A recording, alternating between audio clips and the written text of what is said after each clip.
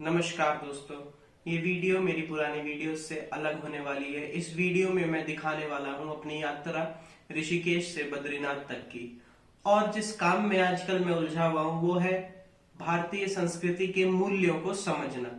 आप जब सुबह उठे होंगे, सुबह उठ के आपने एक तरह के कपड़े पहने होंगे, एक तरह का खाना खाया होगा, एक तरह का काम किया होगा। आपने अपने पड़ोसी को जान से मारकर उसका मांस नहीं खाया होगा, मैं ये उम्मीद कर सकता हूं। ऐसा क्यों? क्योंकि आप एक सर्टेन तरीके की लाइफ जी रहे हैं। कुछ चीजों को आप ज्यादा वैल्यू करते हैं बाकी चीजों से, और वो क्या हमारे मूल्य होने चाहिए ये हमको सिखाती है हमारी संस्कृति। हमारी संस्कृति हमारे जीवन जीने के ढंग को निर्देशित करती है। तो वो क्या जीवन जीने का ढंग है जिसकी वैल्यू करती है हमारी संस्कृति, उसको समझने की आजकल मैं कोशिश कर रहा हूं। हमारी संस्कृति जो कि हमें अपने आसपास बिल्कुल भी नहीं दिखती है, ऐसे खतरों से हमारी रक्षा करती है जो हमें पता भी नहीं है कि वहां है। कुछ पंक्तियां हैं। यूनान और मिस्र रोमा सब मिट गए जहां से, अब तक मगर है बाकी नामो निशा हमारा। कुछ बात है कि हस्ती मिटती नहीं हमारी, सदियों रहा है दुश्मन दौरे जमा हमारा। यूनान का जो धर्म था, मिस्र का जो धर्म था, रोम का जो धर्म था, अब वहां नहीं बना हुआ है। यह अब रिवाइव किया जा रहा है, सिर्फ कागजों में है। पीढ़ी दर पीढ़ी जो धर्म चलता हुआ आता है, जो संस्कृति चलती हुई आती है, वो अब वहां बची हुई नहीं है। जबकि यूनान और मिस्र और रोम बड़ी पुरानी सभ्यताएं हैं। अगर कोई धर्म 3000 साल पुराना है तो 30-35 बूढ़े लोगों की चेन लगेगी उसको एक पीढ़ी से दूसरी पीढ़ी तक पहुंचाने में, जो कि वहां बना नहीं रह पाया है। लेकिन भारत में हमारी संस्कृति अब तक जिंदा है, अब तक पीढ़ी दर पीढ़ी चलती आ रही है। और कुछ इसमें ऐसी बात जरूर होगी जिसके लिए ये जिंदा है। कोई भी संस्कृति, कोई भी सिस्टम परफेक्ट नहीं होता। इसीलिए कृष्ण गीता में कह रहे हैं कि मैं बार बार आऊंगा। क्यों? क्योंकि बार बार जो भी सिस्टम होता है करप्ट हो जाता है। लेकिन हमारी संस्कृति किन चीजों की वैल्यू कर रही है? कमाल की बात है, हमारी संस्कृति सबसे ज्यादा वैल्यू जो मैं पता लगा पाया हूं उस इंडिविजुअल की करती है जो आके सिस्टम को अपडेट करता है। समझ रहे हैं? जैसे कृष्ण कह रहे हैं, विष्णु के 10 अवतार बताए गए हैं। ये बहुत बहुत ब्रिलियंट और बहुत कॉम्प्लिकेटेड है कि किसकी वैल्यू सबसे ज्यादा करनी चाहिए संस्कृति में, कैसे जीवन की, जो आके संस्कृति को अपडेट करे। मुंबई में एक शख्स ने अपने माता पिता के खिलाफ मुकदमा दायर किया है, इसलिए कि जीवन दुख है और उसके माता पिता ने उसे जन्म दे दिया। अब बात उसकी तार्किक रूप से बिल्कुल ठीक है, परफेक्टली लॉजिकल बात है ये। क्योंकि आपको कोई बहुत ज्यादा समझदार होने की जरूरत नहीं है जानने के लिए कि आप पैदा हुए हो तो आप मरोगे। जिन लोगों को आप जानते हो वो सब मरेंगे। हो सकता है आपको एक ऐसी बीमारी हो कि आप तड़प तड़प के मरो। तो उस शख्स ने, जिसकी मैं बात कर रहा था, अपने मां बाप के खिलाफ मुकदमा दायर किया है। क्यों? क्योंकि उसको ऐसा लगता है जीवन दुख है। हमारी संस्कृति यहां से शुरू जरूर होती है, लेकिन ये कहती है कि कुछ ऐसा है जो तुम में इस दुख से बड़ा है। और जो सेंटर पॉइंट है हमारी संस्कृति को, अगर हम एक सर्कल के रूप में इमेजिन करें, तो जो सेंटर पॉइंट है वो मोक्ष का है, मुक्ति का है दुख से। और जब हम अपनी ही संस्कृति को नहीं समझते हैं तो सिर्फ और सिर्फ हम अपनी संस्कृति को एक ऊपर ऊपर से जीते हैं, उसके पपेट्स बनकर। लेकिन मुझे लगता है हमें अपनी संस्कृति को समझना आना चाहिए, वरना उसका पूरा त्याग कर देना चाहिए और नाटक नहीं करना चाहिए। क्योंकि अपनी संस्कृति को समझना हमारी अपनी जिम्मेदारी है, और उसी प्रोसेस में मैं हूं। जब आप उसको समझेंगे तो सिर्फ यहीं पर नहीं रुक जाएंगे जहां पर वो लड़का जो जिसकी मैं बात कर रहा था अभी, वो रुक गया कि जीवन दुख है और मां बाप ने जन्म दे दिया।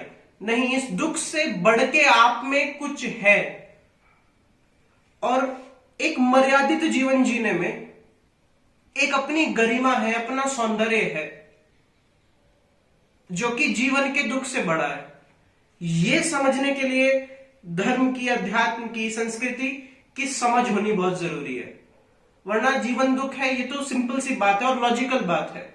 कल कोई ये कह सकता है कि जीवन दुख है तो हमें बच्चे पैदा करने बंद कर देने चाहिए,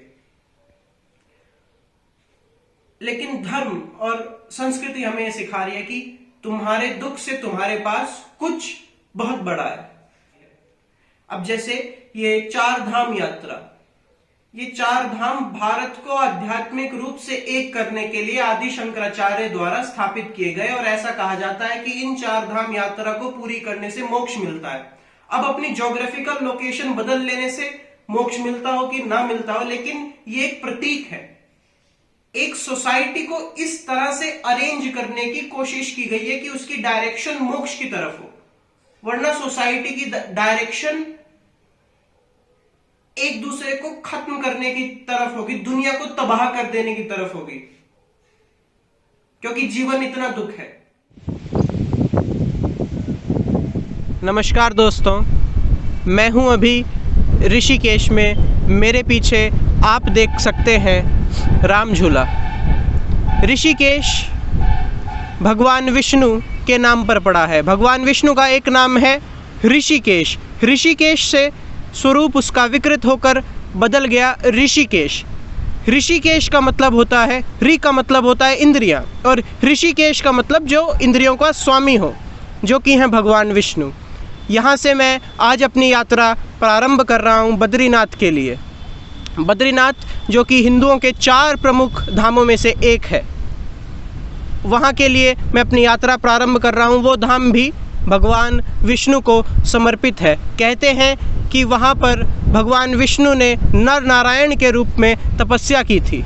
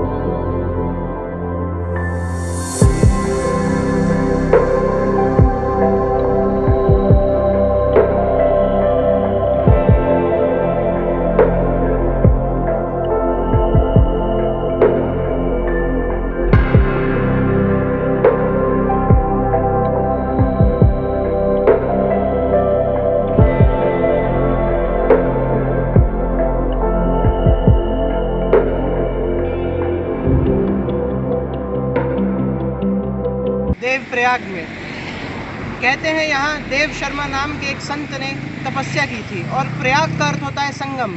यहाँ अलकनंदा और भागीरथी मेरे पीछे आप देखेंगे मिलते हुए। जो राइट हैंड तरफ है वह है अलकनंदा, और लेफ्ट हाथ की तरफ आपके भागीरथी है, जो मिल करके आगे गंगा बनती है।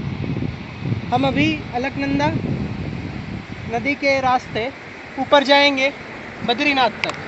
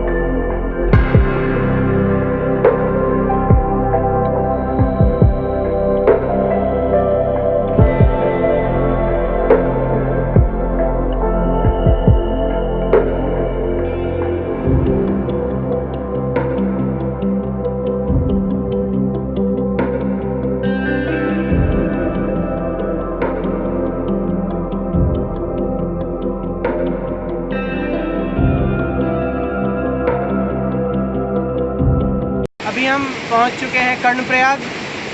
कर्णप्रयाग 5 प्रयागों में से एक है। यहाँ पर अलकनंदा पिंडार नदी से मिलती है, जैसा मेरे पीछे आप देख भी सकते हैं। सुबह से हम लोग पहाड़ चढ़ रहे हैं, उतर रहे हैं, और जब आप ऐसा करते हो तो ऐसा लगता है एक ही पहाड़ पर आप चढ़ रहे हो, उतर रहे हो, चढ़ रहे हो, उतर रहे हो। लेकिन सच्चाई ये नहीं है। सच्चाई ये है कि हम 1000 फीट की ऊंचाई से चले थे और अभी शायद 3 या 4000 फीट की ऊंचाई पर होंगे हम। जीवन भी कुछ इसी तरह का है। अगर आप जीवन एक सेट ऑफ प्रॉब्लम्स है, अगर आप उस सेट ऑफ प्रॉब्लम्स को सुलझाने का तरीका जान लो, किसी एक प्रॉब्लम को सुलझाने का तरीका नहीं, यानी हम किसी एक प्रॉब्लम का सॉल्यूशन ना मांगे, समस्या के सामने हम वो क्या है जो हम में समस्या से बड़ा है उसकी आराधना करें, उसको मांगे, समस्याओं से जूझने की क्षमता मांगे, समस्याओं का हल नहीं। क्योंकि अपनी पहली समस्या और अपने जीवन की आखिरी समस्या में आप एक बहुत बड़ी दूरी तय कर चुके होंगे।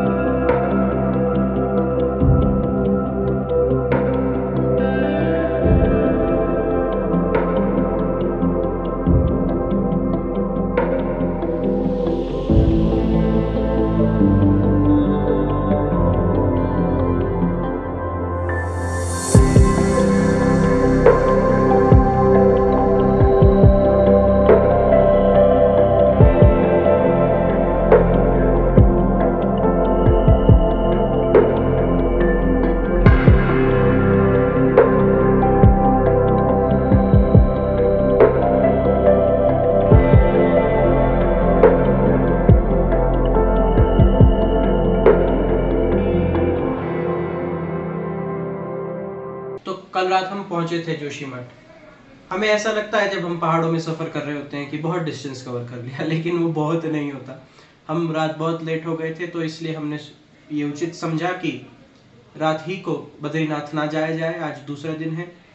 अभी हम नहा धोकर तैयार हो गए हैं बद्री दर्शन के लिए। हम यहाँ से अब बद्रीनाथ के लिए रवाना होंगे, जो कि 2 घंटे का सफ़र होगा। क्या पहाड़ों को काट के इंसान ने रास्ते बनाए हुए हैं, और कमरा है, इतनी ऊंची जगह पर खंबे हैं, बिजली है, बिजली की तारें बिछाई गई हैं, इंटरनेट आता है, गीजर है। कमाल की बात है, कमाल की। एक साइड एक पक्ष इंसानों का ये रवैया रखता है कि इंसान बहुत ही खराब जीव है और उसने प्रकृति का दोहन किया हुआ है, और हमें जानवरों को तो बहुत प्यार करना चाहिए, लेकिन इंसान को बच्चे पैदा नहीं करने चाहिए। जो कि एक हद तक सही बात है कि हाँ, इंसान प्रकृति का दोहन करता है और इंसान खराब भी हो सकता है, राक्षस भी हो सकता है, लेकिन हर इंसान ऐसा नहीं है। और इंसान बहुत अच्छे भी हैं और बहुत मेहनत करते हैं। और जो भी इंसान अपने जीवन को समझने की कोशिश कर रहा है, उसको ये कहना कि तुमने प्रकृति का नाश कर दिया है, मुझे नहीं लगता सच है। क्योंकि जो भी इंसान एक यूटोपिया से हमारी प्रेजेंट सिचुएशन को कंपेयर करे, वो इंसान कहीं ना कहीं कुछ गड़बड़ कर रहा है, उसका कोई प्रोपेगेंडा है। हम आज जैसे हैं उससे 100 साल पहले जैसे थे उससे किन्हीं अर्थों में बहुत बहुत बेहतर है। हमारे पास आज ज्यादा सुविधाएं हैं और वो सुविधाएं बहुत मेहनत और बहुत लगन का नतीजा है। इसके बदले ये कहना कि इंसान को बच्चे पैदा नहीं करने चाहिए और इंसान प्रकृति का दोहन कर रहा है और प्रकृति बहुत अच्छी है, प्रकृति हमारी माँ है, प्रकृति में सब कुछ सही है, नहीं, सही नहीं है। बाहर निकलो अपने घर से और सफर करो, कैंसर और पता नहीं कितनी सारी बीमारियां प्रकृति की देन है।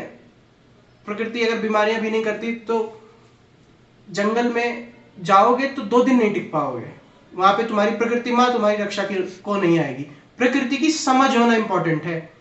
अगर तुम्हें प्रकृति की समझ है, प्रकृति से दोस्ती है, तो प्रकृति माँ है, वरना प्रकृति बहुत खतरनाक चीज है। वरना प्रकृति ऐसी माँ है जो अपने बच्चे को ही खाती है। तो प्रकृति की समझ होना बहुत जरूरी है। और ऐसे इंसानों से बच के रहना जो आधा पाठ पढ़ा रहे हैं, पूरी स्टोरी नहीं बता रहे। जो आधी स्टोरी ये बता रहे हैं इंसान खराब है, प्रकृति बहुत अच्छी है, इंसान ने प्रकृति का नाश कर दिया है और अब हमको अपनी सारी गतिविधियों पर लगाम दे देनी चाहिए। कुछ भी जीवन में एक्सप्लोर करना नहीं चाहिए, जानना नहीं चाहिए। हम बस बहुत बड़े गुनहगार हो गए हैं। मुझे लगता है कि ये किसी के भले के लिए नहीं है बात, जो ये बात कह रहा है इंसान।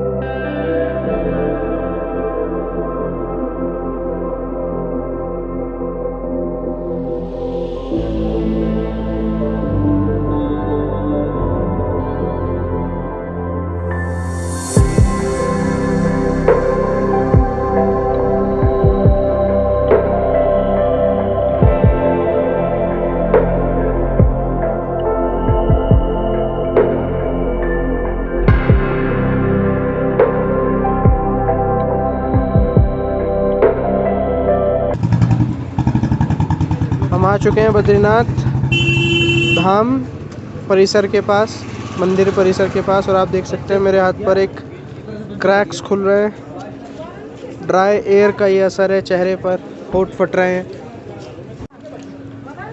बुरी बातें अगर करनी हो तो हम कितना बता सकते हैं कि रास्ता ख़राब है, धूल है, होंठ फट रहे हैं, कमरा महंगा है। लेकिन जहाँ इसकी जगह की खूबसूरती का वर्णन करना हो वहाँ शब्द नहीं है। और कोई पूछे रास्ता कैसा है, टूटा हुआ है, तो टूटता ही रहता है पूरे साल, वो उसका काम ही टूटना है, पहाड़ गिरता ही रहता है और लोग लगे ही रहते हैं, पूरा साल उसको बनाते रहते हैं, उसको मरम्मत उसकी करते रहते हैं।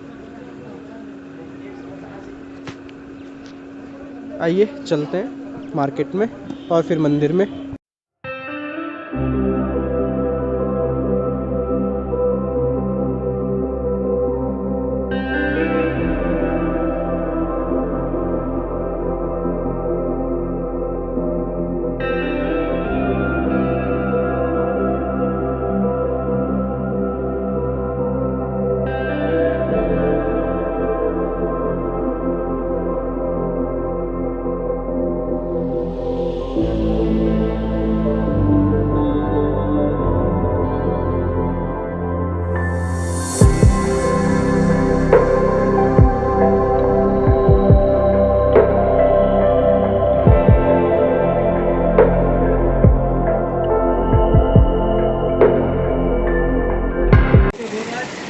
तो हमें अभी नारद कुंड पर, आप पता नहीं पानी से उठती हुई भाप देख पा रहे हैं क्या? पानी ये बहुत गर्म है और गर्म पानी के कुछ ही दूर पर बहुत बेहद ठंडी, लगभग 5 डिग्री होगा अभी अलकनंदा का, 5 से कम, इससे भी कम, 0 के आसपास, 1, 2, 3 के आसपास बहती हुई नदी। और ये 50 डिग्री से तो ऊपर होगा सेल्सियस से पानी ये, 19 डिग्री सेल्सियस हो गया। नहीं, इस पानी का टेम्परेचर 50 डिग्री से ऊपर होगा, 40-50 होगा ये। इसमें ही कहते हैं कि भगवान विष्णु की मूर्ति यहाँ थी जहाँ से शंकर ने वापस स्थापित की थी।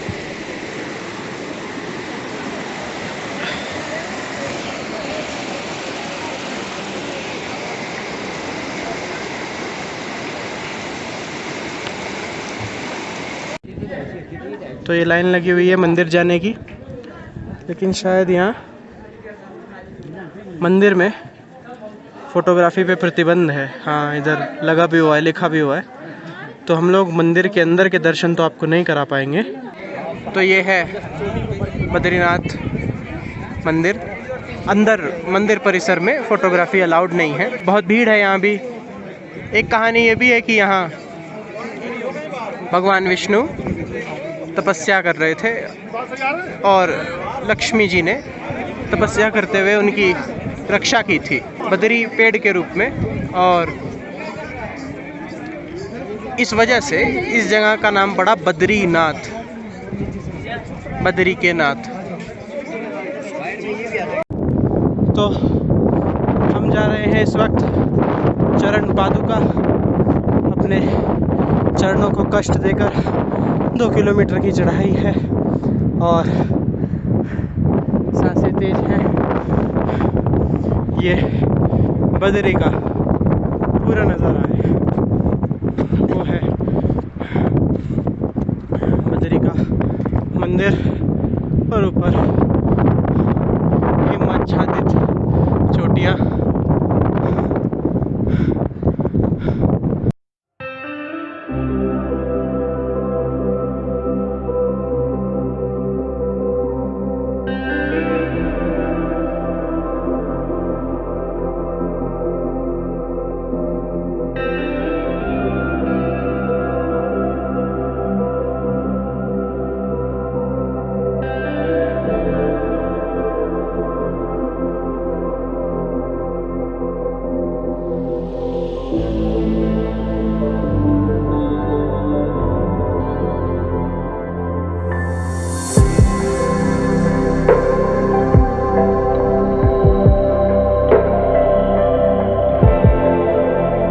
तो हम पहुंच चुके हैं चरण पादुका और हमारे सामने एक शख्स शांत चित्त बैठा हुआ।